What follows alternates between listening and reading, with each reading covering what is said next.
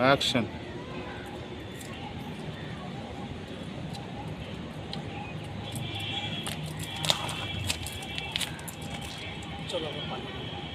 বিয়ে বিয়ে আমি তো সেসব ভাবিনি। কিন্তু এটা তো পাপ। এখান থেকে যাও না। পাপ পূর্ণ বলে কিছুই হয় না। আর ভালোবাসা ভালোবাসা পাপ বলে কিছুই নেই। ভালোবাসার পাপ বলে কিছু নেই।